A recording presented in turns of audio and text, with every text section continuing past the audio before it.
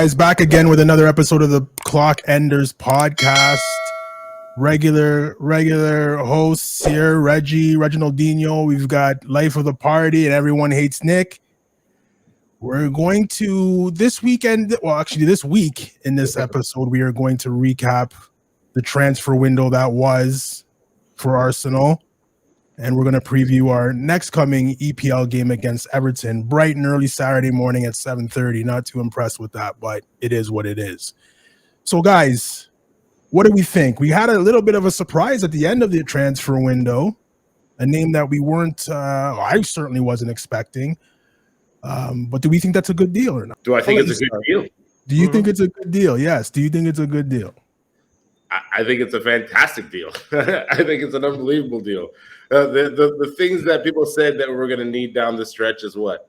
Some experience, a little bit of some bottle, some cojones, as you might say. You know, what was this guy? 2 years ago, was it? Or was it even that long?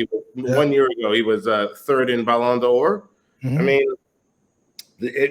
you know what tells me what kind of player we're getting? The reactions from the players around him in the team that are losing him.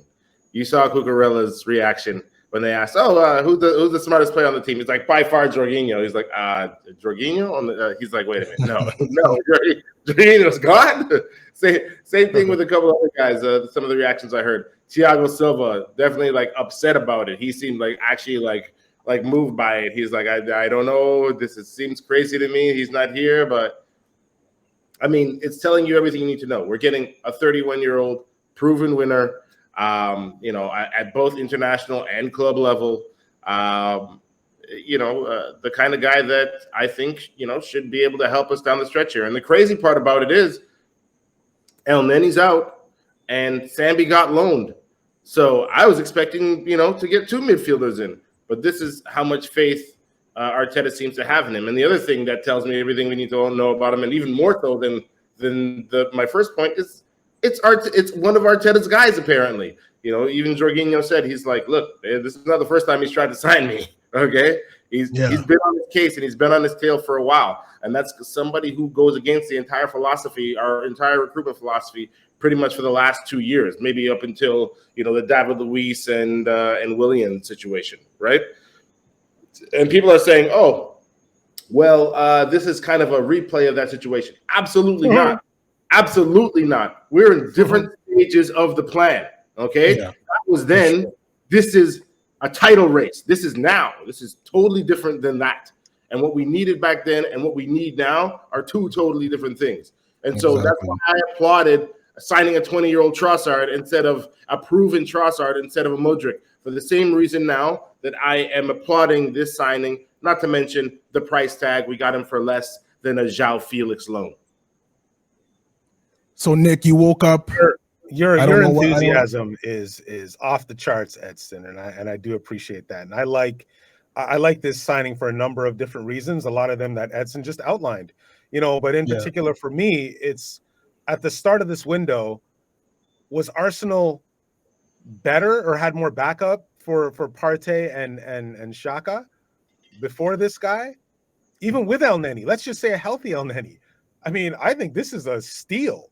Even just if we're just going to use, or if Arsenal's just going to use this guy to finish games, which is what it's seeming like it might be.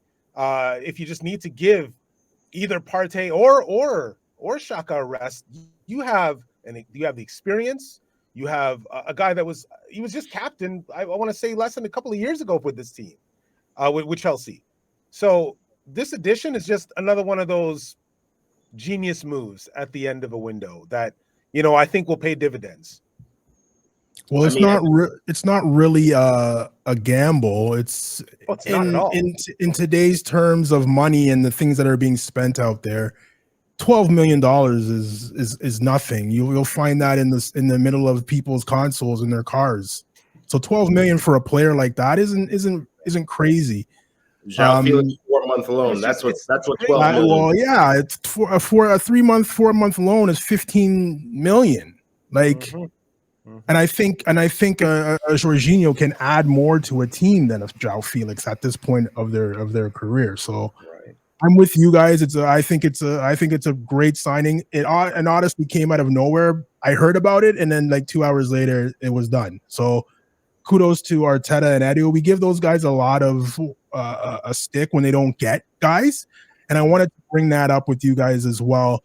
And I know we're going to talk about. We've talked about Mudryk already. We can talk about Caicedo from Brighton again, but I always hear, even with my own basketball team that I like, the New York Knicks, I hear it all the time. We need a superstar. We need a superstar. We need a superstar. I don't think you need a superstar. I don't think you need a big splash signing in order to add quality to your team. So I just wanted to ask you guys, are we upset that we didn't get Caicedo, and were we happy that we didn't spend 90 whatever million on him? We'll start with Nick this time. There's a couple of problems. Like, it's not necessarily that I'm not happy about the signing. What I'm concerned about, and I know we discussed this a little bit last week, was just the relationship that, or even the reputation now that Arsenal's developing and going after these guys and not considering or almost ignoring when a club has unequivocally said no. And now we're thinking about this kid now going back to that situation. I mean, who knows how he's going to perform there now? Like, that's obviously right. We've sort of assisted in salting it up a little bit. I actually think he will eventually be an Arsenal player, but the way that we went about this business and this window with him specifically, I can't get on board with. Great, we didn't sign him, and I didn't really want to spend, or I didn't want Arsenal to spend $100 million. But I don't want to, like, again, for me, this business is also about relationships, which can be repaired. But, just like reports with the Mudryk situation, where he was coming from, and now we're getting similar reports with the whole Brighton situation, who we just did good business with this window. That's the only problem I really have with it. Other than that, hey man, if we could save $100 million and then end up spending 10, 15 on Jorginho, then we're making a title run. So at the end of it, I'm not too concerned. See, what I didn't like was the whole idea of us, offending Brighton with our pursuit and somehow being concerned with our relationship with Brighton. Pretty soon, with the way the Brighton are going, they ain't going to sell it to us anyways. Okay, they keep climbing that ladder. And it doesn't look like they're stopping. Coach leaves, key scouts leave, numerous signings over the year leaves, and they keep on trucking.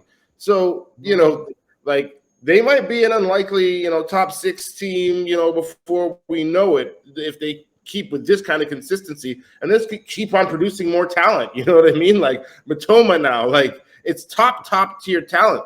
So I don't know that we should necessarily be concerned with upsetting Brighton in our dealings for future dealings, because I think pretty soon they're going to just stop dealing with us. You know what I mean? And meanwhile, they talk about, our conduct might be a little bit questionable. Well, at least we're not Chelsea.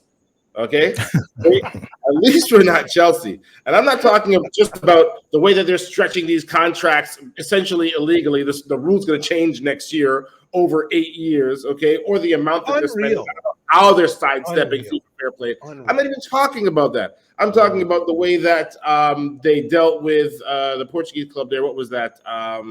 Benfica? For Enzo signing, and Benfica, and then the absolute bumblefuckery, we'll call it, that was the attempted loan for Hakim Ziyech. PSG and Benfica both cussed them out, said it's an absolute shit show that's happening over there. So to me, we're doing okay if we ruffle a couple of feathers at Brighton. You know what I'm saying? And also we're polite enough and I guess considerate enough of the player and concerned enough with the player's reintegration into the squad that we didn't pursue any further. You know what I mean? You know what? We should be careful though with a bit of deflection that we're putting on there. I totally agree with you. I mean, $280 million, £1 million, or I think that's more like $400 million, 400 closer to 400, but that they spent in the window. I mean, and you're right. That Enzo signing of like $105 million. It's mind blowing. You know, like forget about $1 million, million pounds. What are you talking about? 2 of their signings were 200 million, not pounds. Okay, so I sent you guys a message in the text. Honestly, guys, I wasn't joking. I was being serious. Who is this guy? He did not stand out to me on the Argentinian national team. For him to be a record signing, no, I don't know. I definitely thought he was a contributor. I noticed him in Argentina, and I noticed when he came into the team that they got a lot better. But it wasn't just him who came into the team. It was also Alvarez at the same time, right? Remember? And I think there was one more addition in the squad at the same time. But you're also playing beside the guy they're trying to give the World Cup to, so that kind of helps. You know what I mean? When you're starting to get calls, but for me to be a record signing in the EPL with all the players that are out there and all the players that have come and gone, I don't know, man. I think it's just Benfica. Nuts. I think it's just Benfica saying, you know what? Let's just say 100 million, see what they say. And Chelsea's like, okay, no problem. I don't have a problem. Their owner went on Twitter and threw it out there and said, "What do you think, Enzo Fernandez? Get him at all costs." Okay, we'll do that. Like that's the way their team's being run. No wonder it's a shit show there. No wonder it's a shit show. As a scouting network now, it's crazy. It's crazy. But getting back to just to finish off with Brighton, I don't have any problem with the way Arsenal conducted themselves. We offered 60, you said no, we came with more money. That's the way negotiations are. So lots of teams have poached our players that way. No problem. Weak Arsenal, right? Say no. Well, here's the thing. They're convinced you throw in another 15 and people's minds change, right? No, they're convinced that whole statement was our doing. That was us orchestrating it with the agent from behind the scenes. That's what they're convinced of. That's not what Edu does. Edu doesn't do that. I don't believe so either. When you see personal terms, it kind of gives the perception that you're doing some real. You hear that everywhere. Right? Mudryk personal terms were agreed. Caicedo personal terms were agreed. Every player that's linked with us, personal terms agreed. It just gets us reading and clicking. That's it. I don't believe that either. You can if you want to buy a house, you can agree terms with the home buyer. If the bank doesn't give you the mortgage, guess what? It doesn't matter. So are you concerned about the relationship now between the player and Brighton, or is that you're just like, I don't care? Whatever. I don't care. Why do I care about that? If you're gonna punish him and not play him because he wanted to go, they'll play him somewhere else. Good. I don't care. What is that? What is that? Doesn't bother me at all. That's not it. I'm just concerned. I mean, again, we're still talking about a young kid, right? So I mean, he's still impressionable. You know, I just don't like. I still want him to feel good about the fact that he wants to be an Arsenal player one day, right? I don't care what Brighton feels like. I don't care what you don't give a crap. It's like, whatever. I don't care what Brighton feels like. But I just think that relationship, at least, who knows what'll happen? Like I said, relationships can be repaired, but just the relationship between, how he now treats the rest of the season, what will happen in the summer. It's very intriguing what's going to happen. So I don't know. I mean, it's fun in that sense. Great, something to talk about. I was just saying in the moment, I don't see it. Like when someone tells me no, all right, fine, man. It's not like we haven't made that target. It's not like we didn't say that we have personal terms. It's done. Do it once. You don't have to go back 3-4 times. Well, no, that's what a negotiation is. When you want to go buy something, you don't take if someone says, "Hey, I want unequivocally no," then yeah, I totally agree with you. But if but everyone says no. People get sold. Yeah. Everyone says no, but you offer a little bit more money, it starts to change your mind a little bit. So yeah. That's but that number was a number that we weren't going to go. We were not going to 100 million for that kid. It wasn't happening. Yeah. You know? So I'm just saying, like, if we know we're not going to go to that number, then why damage anything at all? We've already done good business with this club, and looks like the Trossard that's going to turn out to be the steal of this winter window. You know, I mean, the thing I don't understand is what is there to actually damage? Like, our relationship is we give you good money and you give us good players. That's it. That's all it is. You're not cutting us any chicken. They're not cutting us any deals. Okay, Van Wijk wasn't a deal. All right, people were criticizing that deal. People were saying, "Where the hell did this come from?" We paid good money and a good valuation for Germany good play. and the Netherlands just sound like right about everything. They're like, their clubs over there. What? We're just developing players for England. That's what we do. We're just. Well, you don't have to sell though. You can be like Brighton and say no. But the club wants the money. Come on, some clubs turn down. Some clubs are money generated. Honestly, you're going to turn down $200 million. I don't. No, I know you're not going. I know you're not going to, but they have the option to say no. So when you start selling players to teams, don't turn around and say, "Oh wow, these guys are bothering us for this guy." If you're going to sell, you're going to sell. That's it. To further your point, Rage, real evaluation on this. Honestly, it's bad enough as it is, but I almost want to troll everyone and just offer, say, Saka's available, just to see the type of numbers that would come through. Because the way that you don't want to do that, because if someone offers 400 million, you're selling him. Unfortunately, no. But here's the thing, though. By the way, I'm saying this in jest, but you understand where I'm going, right? It's like just to see what type of money you would offer if you're going to pay 105 million or 200 million for this Enzo kid. Then what is Saka worth? I'm dying to know. Do you honestly feel like no bids have come in for Saka? Of course, people have slapped in bids. Okay, they've slapped in bids for Martinelli. They've slapped in bids for Saliba. Yeah, but we don't know. We know for sure. Juventus is so hard for Gabriel. Come on, bro. Like all over our squad. We don't know though, Edson. All I'm saying is we don't know. Yeah, the Gabriel one we know. We know the Gabriel one. Of course we know. Right. Marseille wanted Saliba, right? All right. We know people have bid on Xhaka. We've said no at a certain price. You know what I mean? Like we said no. He's worth more than that to us. You know what I'm saying? Like worth more now too. Then otherwise he would have been gone. You know what I mean? Whatever they bid then, he is worth more to us than that. Yeah. They tried to treat us like we're a dollar bin, like a puppy show. And Everton said no. Being honest, let's say they were lowballing us back then. I'm just talking. You can't. Who are you lowballing now? We know the number. Who are you lowballing now? Right? It was 18 million euros. That's what they were trying to get away with for Granit Xhaka. Okay. Yeah. Tief and Mourinho. That's the captain of the Swiss national team for 18 mil. I don't know if that's. I don't know if that's a real offer. I was as anti-Xhaka as anybody, but Red, you know it, and we can look back in the chat. I said for 18 million, that's foolishness. We keep him. You know that. Look at what happened. Everything turned around. God is good. Now he's minimum 30. I think I'll pick up the phone. If you say 30, I'll pick up the phone and listen. Right now. A healthy Thomas Partey and Arteta for that. I thank them for that. If Jorginho is worth 12 at 31 in the final year, going into final year of his contract, all right, there's an option for it on the other end. But if Jorginho is worth that, then what's Xhaka worth?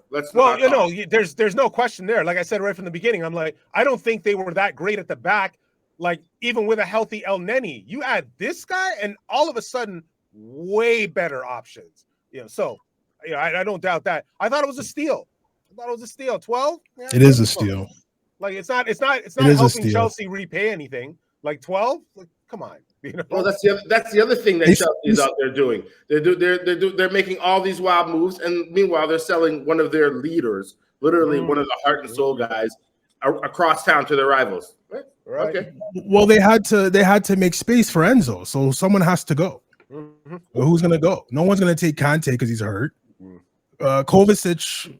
No, he's an average player to me. Yeah. So who has the most value out of the guys that you can let go? And it's Jorginho, and you only got 12 for him. That's not good business to me. But I don't want. This is not a shit on Chelsea show. I mean, that's just not good. I don't think they've done any good business at all. Well, all it says is these guys seriously must have deep pockets. But I'm waiting an investigation. It has to be coming, right? Some sort of investigation. This is copycat business. Look at the average age of all of their signings. Okay. They're trying to be like they want to be the new youngest team in the league, right? Oh, see what they did across town. Now they're going to try and duplicate that across town. Trust me. I like that one. Well, it's true. It's true. No one believed what Arsenal was going to do this year based on the age of the squad, and look what they're doing. So that's the right way to build. But I also saw no one what? I think we should check back some of the chat where your boy here was like, nah, man, this is where Arsenal has to make a move, man. No, I mean people in the pundits. Place. I mean, yeah, forget that. 4th place. This team is legit. They look legit last year. Okay, that's this team is legit, and now they're proving it. Like yeah, that's it. Anyways, let's move on, man. So we also got a defender from Spezia, Serie A team, which no one had. Another one that was I think we talked about this last week, but another one. We're just going to recap the whole transfer window. Another one that was. Who's this guy? And the more you read and see highlights on YouTube and stuff like that, you think to yourself, this guy could be an actual player. And there was something that came out today that he's already broken 3 Arsenal records in the club. So to see the records, that's right. I saw that as well. That was an incredible stat. I was like, what's the source on this? Because if this is true, I need to know. Yeah. His name is Jakub Kiwior. Yep. I believe that's how it's pronounced too. I'll let you pronounce it from now on. My Polish is not the best, but Jakub Kiwior is how it's pronounced. And the club records that he's at London Colony for the testing, fastest short sprint ever, they're saying, highest agility jump, and standing sprint record. And you had Thierry Henry, you've had Theo Walcott, you've had Burners at that club, and he's the fastest. Guys, that could Bellerin before the Achilles. Bellerin, that's right too. Bellerin before the Achilles. Hey, you know what? I think somebody's job's in danger. Well, first of all, I'm glad because I think that we always ignore because we just look at those guys as rocks back there, and Saliba and Gabriel, but they needed some backup. And if this kid can develop under them, the sky's the limit, right?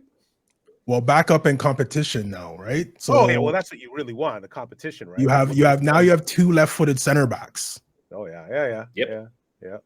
I love competition for Martinelli now. Like I love competition. That's what you competition want, right? now. When you bought Trossard, that gave competition to all 3 positions across the front. Right.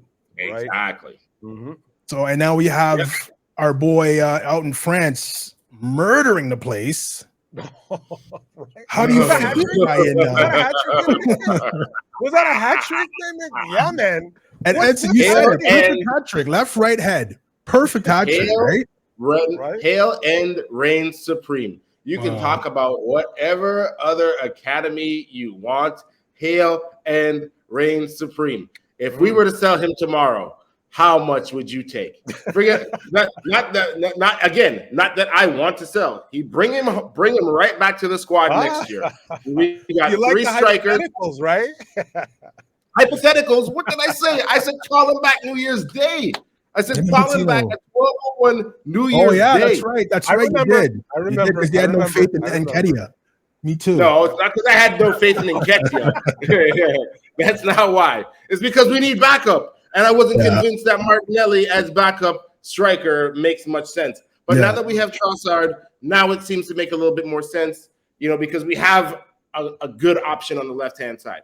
But let's be serious. I think we've all touted at one point or another the potential, the skills, the complete package that Balogun brings to the table. And I don't know if I'm surprised by the goal tally. I'm to be honest with you, I'm a little bit surprised that the golden boot, the goal tally in France is as low as it is. I thought that either one of Neymar, Mbappe, or Messi would have a bit more of a gap at the top at this point in the season, or even maybe David, based on kind of his last year's form. That being said, we all knew that Balogun was going to go to this league and produce. I think if you ask any 3 of us, that would be the case. It's just kind of been not just produce. No, sorry to cut you. Not just produce, but score against the big squads. What's that? Score against the big squads, like score against PSG. This guy he's no joke. Yeah, no, it's no joke. But it's also been it's not just a flash in the pan situation. It's been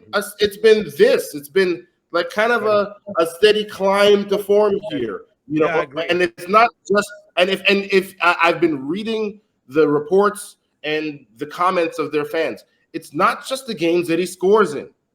It's not just the games that he scores in. In the games that they lose, or in the games that that he maybe doesn't get on the score sheet, oftentimes he's still the best player on the pitch. So that tells me that Haaland is doing it, okay? Because this guy came behind Nketiah and was thought to be a greater talent than Nketiah, okay? And Nketiah is proving that he's the real deal now. So if Nketiah is the real deal, what are we going to have when we finally do include Flo in the squad? So let me ask you this question then, because this one should be interesting. Next year rolls around. Arsenal's coming off winning the Premier League with the squad that we have right now. We're in Champions League. We're in FA Cup and all those other nonsense tournaments as well. Yeah. We decide, you know what, Balogun, come back. Yep. So I'm going to read you some names. This is going to be our attack next year. So I want to know who your starting attackers will be and who's on the bench, because you can't put all of them on the bench as well. So some guys aren't going to dress. Okay? So you have Balogun. Okay. You have Trossard. You're going to have Smith Rowe. You're going to have Martinelli. You're going to have Saka. You're going to have Jesus. And you're going to have Nketiah. You can only play 3. That leaves 4 other guys, and you can't have 4 other strikers on the bench. So we'll say 2 of those guys won't dress. Who are the 2? It depends from week to week. Guys aren't going to put up with that. Edson. I don't know about all that. Like, you can't really say it like that. Guys aren't going to put up with that. No. What I mean is, we're talking Champions League. We're talking, League Cup. We're talking FA Cup. We're talking the league. Okay. Yeah. And then what else is it? Isn't there going to be another one? We're going to be Club Cup or something like that. Because we're going to be the champions of the league. But Edson, players, players want to play Champions League and the league. They don't care. I don't want to be an FA Cup player. I don't want to be a Carabao Cup player. I want to play Champions League. I want to play the league. Well, for one, let me tell you something. The one thing that we do know from Arteta this year is that he likes to play strong squads in the lower leagues as well. Right? Sometimes he has to, yeah. That's thin right now. It's not just about has to. We made 6 changes for this last matchup against Manchester City. Yeah. Okay. So we're going to be doing more rotating. We just need more players in the squad that the manager really likes and can trust. It doesn't sound like that's what it seems like to me. Yeah, it really doesn't. It doesn't sound like that's a good problem to have. It might be if it's handled correctly, but I don't see how you can handle this right.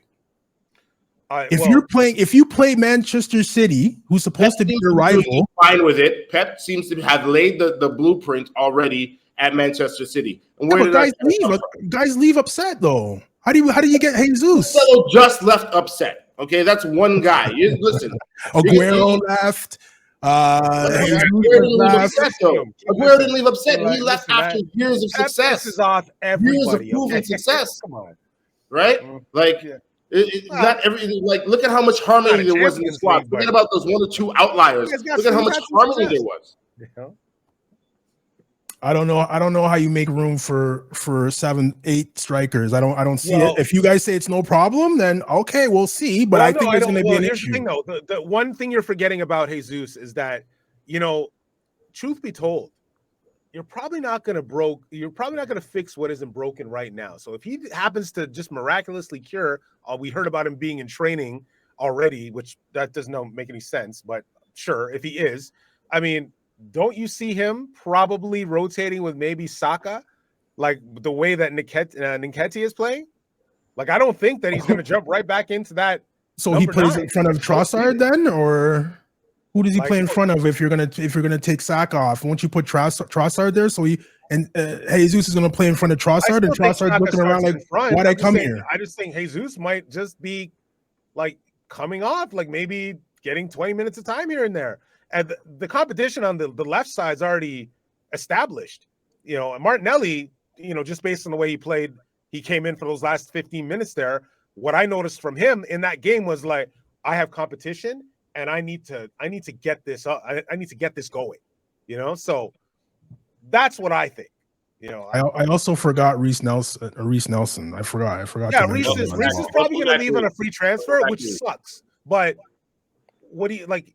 I don't even think contract negotiations have started with him. He wants to stay. They haven't gone anywhere. He wants to stay. He doesn't want to leave. Yeah, I want him to stay, but like, he'll take less. He'll take lesser money to stay. Maybe a year contract to stay and prove himself, and then renegotiate it in the summer. I don't know.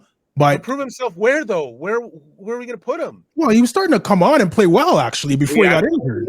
He scored 2 goals in the Premier League. What are we talking about? Oh, I'm not saying he's not great, but I mean, there just seems to be so much competition. But like, you're right. But you see, we can't sit here and talk about where we're going to put guys, and then at the same time say there's no space. Like, but you have to admit there might be a little 9 guys. You're only allowed 9 guys on the bench, right? 7? 9? Is it 7?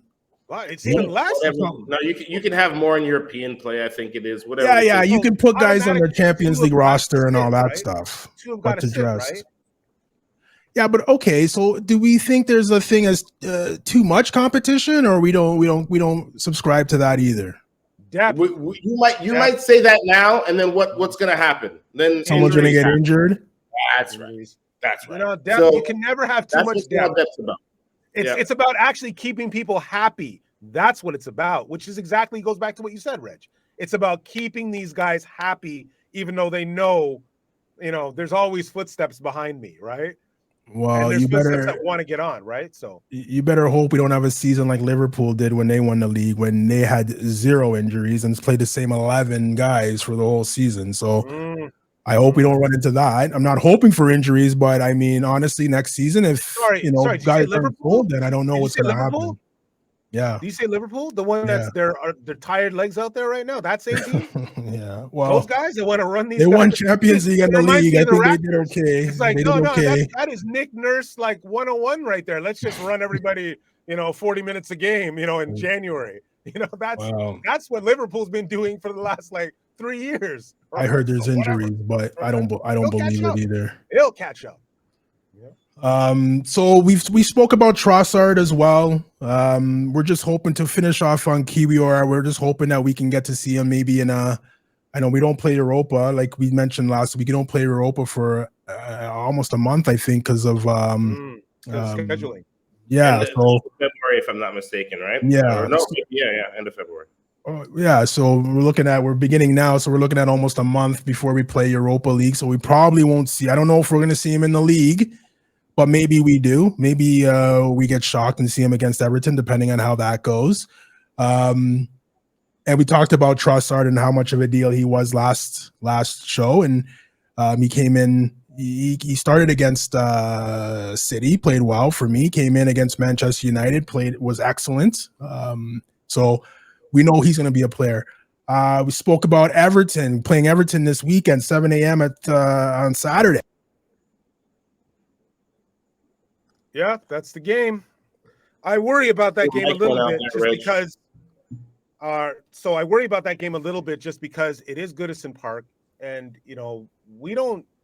we haven't recently done that well there, including that one from last season where I can't remember the striker's name who scored from outside the box on us, but I remember Arsenal being up on, it might have been an Odegaard goal, and we were up, and then out of the blue, this team comes back and gets 2. My worry here is about, Dyche, he's coming into the squad, and this thing about a new manager, they get excited, right? And the team feels good about themselves. And why does it always have to be us that gets them first?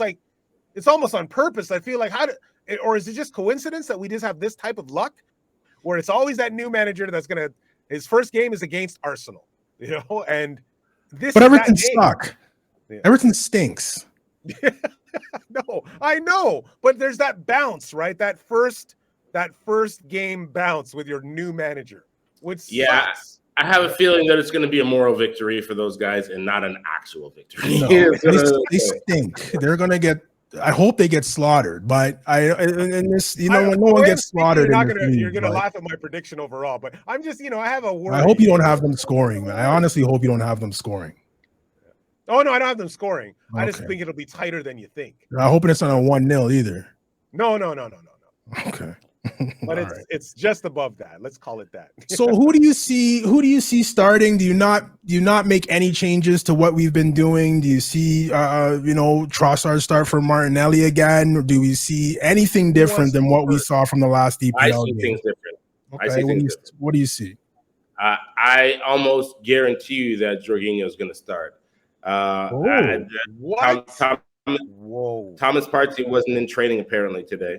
At least he wasn't caught in the photos. So people went through the photos kind of with a we're the best fan base. The best fan base. Yeah, our fan base is unbelievable. Oh my God. Yeah. Our fan base is like the friend of a girl who's dating a new guy. Okay. we will dig all over the place. We'll find all the dirt. It's unbelievable. So apparently, Thomas Partey probably didn't train today. And this would have been, I think, the last training session before Saturday morning. And if he didn't train today, then chances are he may not play. And I think that this was, like the whole campaign, the media campaign saying that Partey was fine and that it was just a rib situation. I think that the signing of Jorginho has probably changed the manager's views on it. And he said, you know what? I'm going to rest Partey for this week. We've got Jorginho in now. We don't have to press. We don't have to play him injured. And it's Everton. You know what I'm saying? So, it's a good enough game to get Jorginho in there, but also offer Partey a little bit of rest. And so I think that's what's going to happen. I think that's going to be probably maybe I wouldn't say the only change. I think that you might see Saka sit this week, which would be also, I feel, smart. You sat Martinelli versus City. I think that sitting Saka now and bringing Martinelli back into the team, having Trossard start on the right-hand side, might make some sense. I think we saw that Martinelli signed a new deal, and now that he's locked in, we started Trossard over him, right?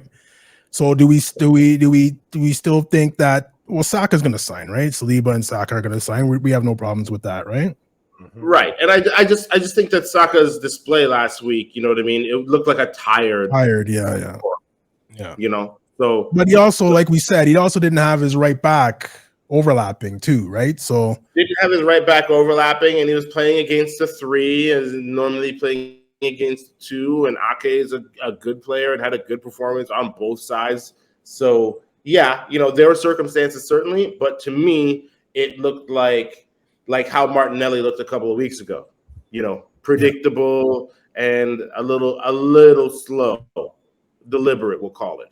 So the only change you see is Jorginho, but we'll get to yours too, Nick. We'll get to yours too in a second. What's the second one? Yeah, Partey out, Jorginho in, and then Martinelli out. Martinelli in, and Saka out with Trossard in Saka's spot. Okay, that's it. Tomiyasu's on the bench with Ben White at right.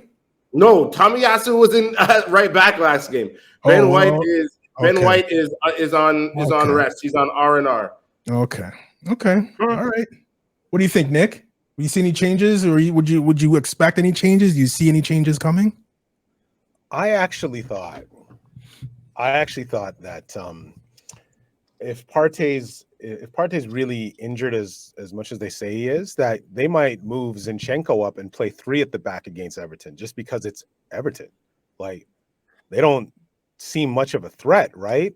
So going 3 at the back, you would think, right? But going 3 at the back with, I think Edson's right. I think that's Tommy's starting to take over that spot, but I think he would be fine in a 3 at the back situation. If Partey does play too, I also don't see Jorginho coming in. I think he might come in late for maybe 20 minutes. That would also seem reasonable as well. Saka definitely needs the rest. I think it's a good opportunity to maybe play a Marquinhos. No, he's gone. He's on loan. Oh, is he? Oh, is he already left for loan? Yeah, he Oh, went yeah, on that's loan. right. Lakonga. Yeah, okay, Norwich no, my City. bad. Good luck to Marquinhos. So you know what? I still like. I don't think they're gonna shift Trossard over. I still think Saka's gonna start. Odegaard in the middle. I think Martinelli.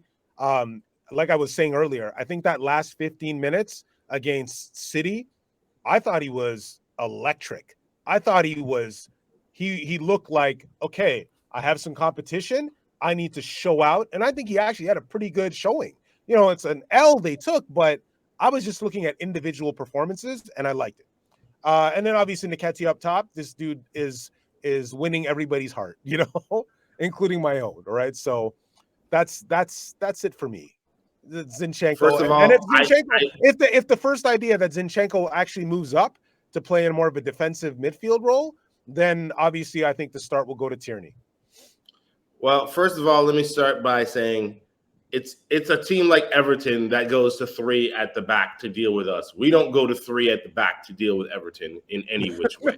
No, okay. I'm just talking like just to punish them. I'd love to see some attacking. Already I don't think a you need. I think you just need 3 3 at the back to relax. 3 at the back because you know they're not going to come with many attacking options. Well, we already play a pseudo 3, so really Zinchenko's already kind of going to be playing that magical Zinchenko sort of free midfield slash back position where he plays all over the field. So that's to be expected. You can afford to play 3 then, is what you're saying, right? Well, I'm just saying. Oh, he did play 3 already. Yeah. And then the other thing is, Martinelli came on and he played really well. And yes, he realized that he had competition. But also, I shudder for any defender who had to stick with Trossard for 60 minutes and then we send Martinelli on. Now on your dead legs, on your rubber legs, you got to try and deal with Martinelli? Like, I mean, this is what depth is about. This is actually what depth is about. So I'm not sure if it was necessarily Martinelli's amazing performance or the fact that he's such a live wire and so hard to deal with anyways, and then you're throwing him at someone who's already been worn down by another top-class player. But either way, these are the problems that we now pose. Well, I'm glad, Nick, you brought out Marquinhos because I forgot I have to add him to the list of guys up top. So now that's an even 10 guys up top you're going to have next year. Yeah. So for 3 spots, I don't know. But I'm glad you also brought up Tierney because there's a lot of talking about Kieran Tierney might be on his way out since he's not getting the time at left back now that Zinchenko's here. I don't think he's the type of player that you can just have for cover. That's not what he's about. We know it was a couple of years ago, maybe even last season, he was tipped to be the next captain of the squad, right? So where do we see Kieran Tierney fitting into this team? Or are we looking for a left back that's gonna, sit behind Zinchenko, be happy to sit behind Zinchenko? Well, there are two kind of halves to this. The first half is if you look back at any sort of press media that Kieran Tierney has done, and when he extended his contract and all that, this is easily Googleable stuff. Tierney says, and his stance on playing with Arsenal, he's like, I told my agent essentially, don't even send me the contract, don't even bother. Consider my signature to be on it. Whenever they offer me an extension, I'm in. I don't care. Now that was his stance when he was starting, when he was the first guy on the depth board. Right.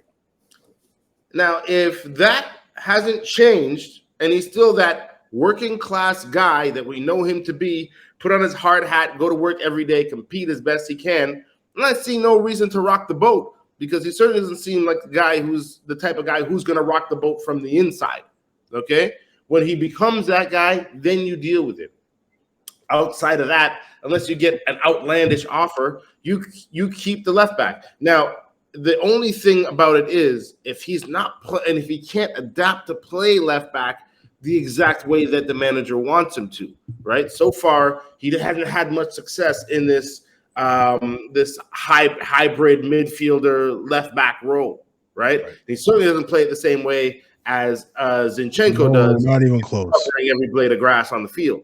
So if there's another player that's sort of in the Zinchenko mold or in another mold that allows us to play in a different way that the manager wants to play, then sure, it makes sense. But outside of that, he is top-notch, top-quality backup to have.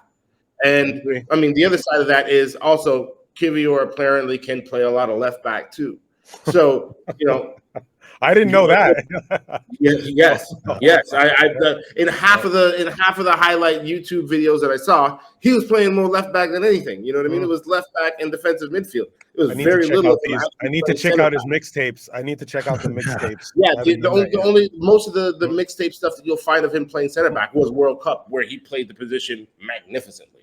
So. Well, I just hope that, like you said, I just hope that Tierney's one of those guys that won't rock the boat from the inside. But for me, if you're 25 years old, 24, 25 years old, you've come from a club where you were the man at Celtic, where you've won things, where you were loved by everyone, to now being a bit part player that plays in FA Cup games and gets substituted in FA Cup games as well.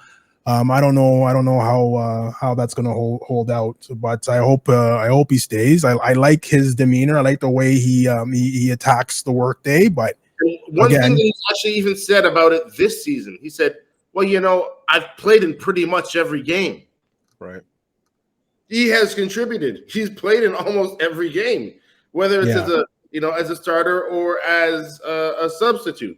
Yeah, but 70 coming in at the 80th minute. Those Europa League starts turn into Champions League consideration next season. And the other thing is, these guys who have been here for a period of time, who have lived through the garbage, who have lived through the good evening era. Okay, don't diss, man. Bro, that guy, I'm saying the era. I'm not saying the manager. Okay. I'm saying the era. Okay. The guys who lived through Mustafi. The guys who had to play beside Mustafi. Okay. Yes.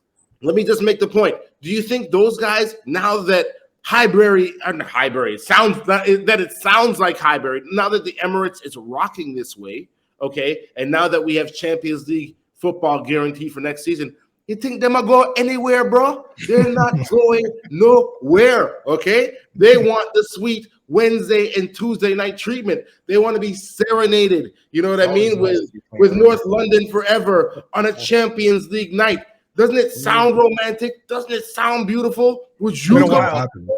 I would sit on the very tip, the edge of the bench. I would sit on the ground beside the bench if I was one of those guys, just to have a taste of that after this drought that we just had. Mm-hmm. Preach. Oh, can't hear you. Reggie's speechless. Reggie's speechless because we can't hear you, Reg. I know. Totally. Oh, you can't hear me? Now we can. Oh. I was saying we're going to be in Champions League, so I mean that's coming. There's no ifs, ands, or buts about that. Whether we win the league or not, we're going to be in Champions. That's right. So we're gonna see that. Well, but look, if the numbers are anything, most teams that have had 50 points after Christmas or before just after this break, let's call it February the 1st. Only one team has flopped and finished second. City, and that happened a couple of years ago. No, Liverpool. Liverpool. Yeah, it was Liverpool. They were up 14 at Christmas. Just so I don't claim badness on them. I'm just going to make sure that's correct. No, Liverpool. Fine. Liverpool, 2018, 2019, they were 51 points and they finished second. Yeah, they were up 14 at Christmas and lost by I think 2 or 3 to City. Unreal. Unreal performances after. And that's what Champions League does to you. It puts a strain on it if you don't have the depth. But now, I like you guys said, I think we have the depth now to conquer that, and more depth and more places than we have. Good problem to have. I would like to see that spread out amongst the midfield. Two competitions that we're in now. The third one would, I think, really kind of test our squad depth, but we have just the right amount now, I think, for the task for what's remaining. I don't see anyone even beating Arsenal in Europa League. I think they might win that too. But I've been talking about the double from time. Didn't I say if we had a good window? We said this on one of the recent episodes. If we had a good window, we're talking double. Okay, Yeah, I don't see anyone That's beating the them one either. thing that Arsenal's lack. You want that European. You want that, right? So, I Yeah. think he's going to go for it too. This, And I don't go- even think. Do you actually think Turner will get time? Because at this point, He'll play. He'll play. He'll I play. think play they in want to Europa. go hard for both, right? No, Turner will play. Turner I will think play. Turner. I like think Turner. By the way, I do. I think he's actually pretty good. But I think Turner does enough with right our first things. choice defense in front of him That's is a what I was different gonna say. story than Turner with Holding in front of him. That's what I was going to say. okay. I was going to say he does enough things right where if you put the right defenders in front of him, it won't matter. Yeah, That's right.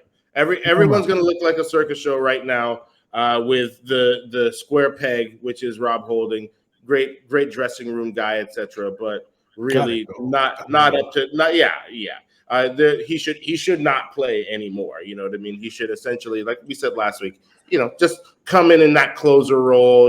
That third center back, or kind of closer. he's the Fifth center back. But I mean, center back in the game. He's closed out games really well, right? Mm-hmm. So to his credit, that's how I think he should be used.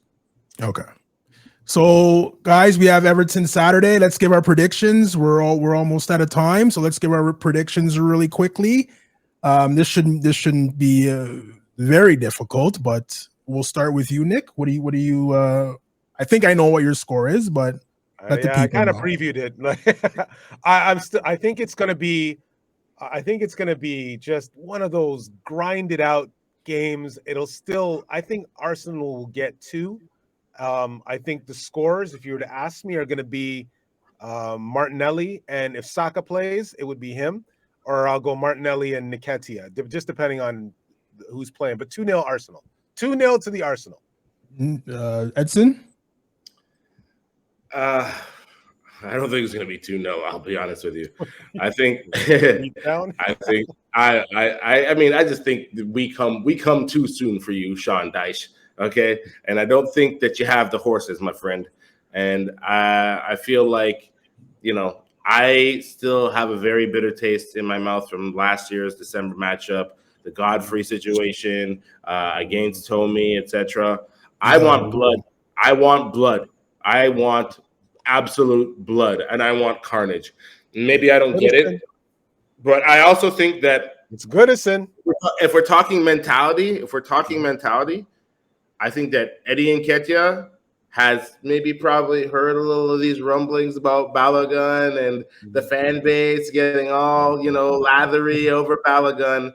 And I feel like we might see an Nketiah hat trick this weekend. That's my weird and crazy prediction. That's you take it. Listen, I will show you the screenshots. I predicted the brace against United, and I'm looking at a hat trick after not scoring against City. I feel like there's going to be a bounce back. I think there's going to be an Nketiah hat trick mixed in with that good old Martinelli kind of Odegaard sort of Trossard. 4-0. I think 4 or 5 they get. To be honest at with you. Goodison, the team has not won there since 2017. And I think that this is where we show how bad the situation is there. You know what I mean? I think that this is the regulation. We hadn't won at Tottenham for how many years? And that's right. And they didn't strengthen over the break. They did not strengthen over the break. They got weaker. Even though that Gordon kid, I might not rate him, but terrible. Certainly the best that they had. You know what I'm saying? Yeah. So enough to the point where Newcastle thought to pay $40 million for him or whatever the number was.